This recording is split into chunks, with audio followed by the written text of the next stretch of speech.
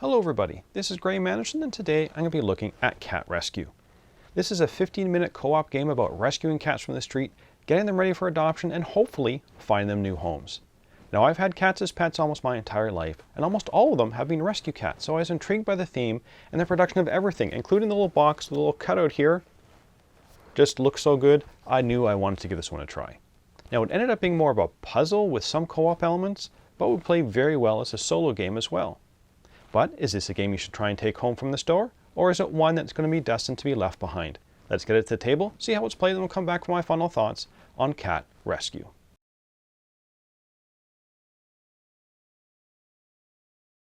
Here's Cat Rescue setup. The shelter map is placed on the table and the stray cats are shuffled. Take the top 4 cards and place them into the middle of the board, and deal 2 cards to each player face up. Then place the delivery token pointing to the lower left cat in the shelter with the street side up on the token. Set up the box to form the forever home, and the person last to pet a cat goes first. The game is a cooperative one, where you work together to score points by rescuing cats, placing them in the shelter, getting them ready for adoption, and sending them off to homes. The game will end when the street deck is empty, or when there are 3 cats in a single player's foster home in front of them. Your final score will determine how well you did. On a player's turn, they will deliver a new cat in the shelter. It will either come from the top of the street deck, or one of the cats in the active player's foster home. If the cat is played from the foster home, the next player must play from the street. If the cat is played from the street, the next player can either do a foster home cat or a street cat. Place the new cat in an empty space adjacent to an existing cat. It can even be outside the shelter as long as they are adjacent to another cat. Then push the cat 1 space towards the adjacent cat.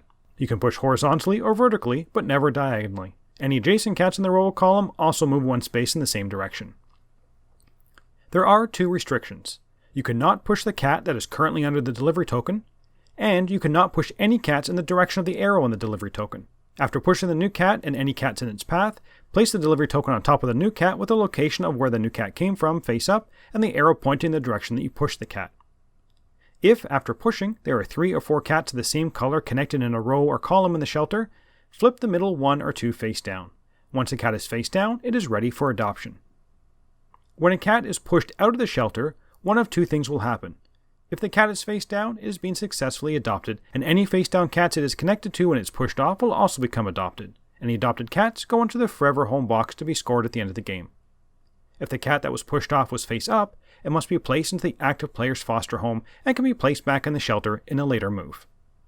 The game is over when the street deck is empty, or if at the end of a player's turn, that player has 3 or more cats in their foster home. When the game is over, you go to scoring to see how well you did. Each adopted cat in the forever home is worth 2 points, and each face-down cat ready to be adopted in the shelter is worth 1 point. Add up your points and compare it to the chart in the book to see how well you did. And that's how you play. Now let's get back to see what I thought about Cat Rescue. So let's talk theme and components. The theme of this game integrates very well with everything in the box, and most of the mechanisms. The idea of rescuing cats into a foster home, then getting them ready for adoption, for me, is an appealing and inviting one. If you're looking to get some non-gamers or other family members to sit and try a game, the theme of this one works very well for that. So on to the components.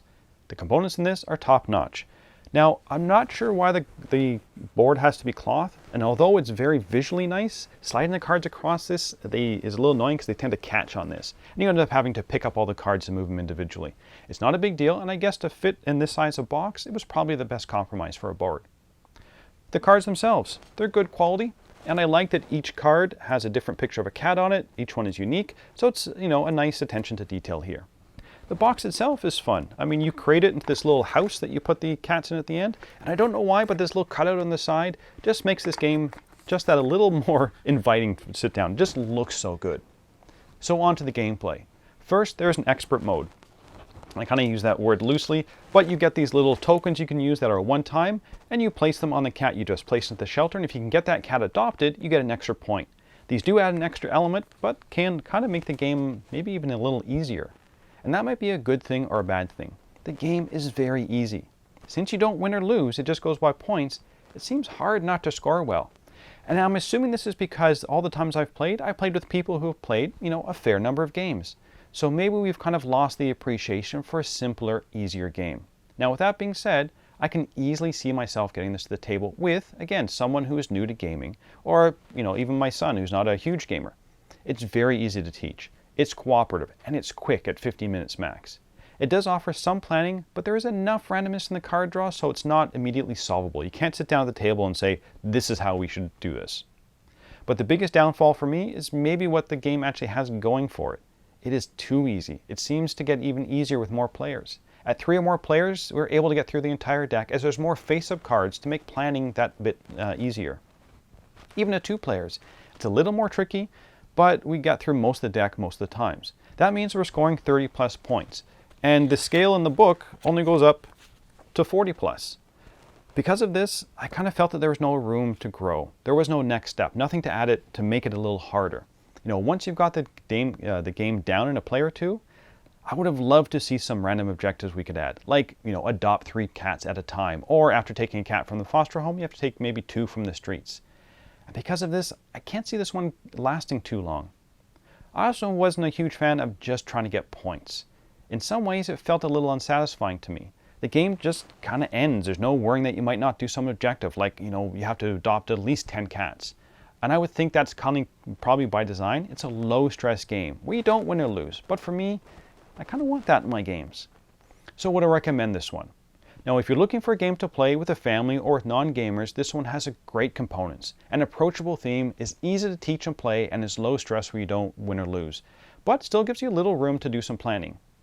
But the game may be a little too easy for long-term play, and you're just kind of playing for points, and it kind of feels like an unsatisfying ending. I would say this is a great intro or family game. In that situation, I would definitely recommend it.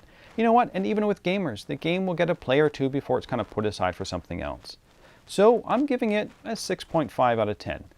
And that's it for the moment. Until next time, thanks for watching.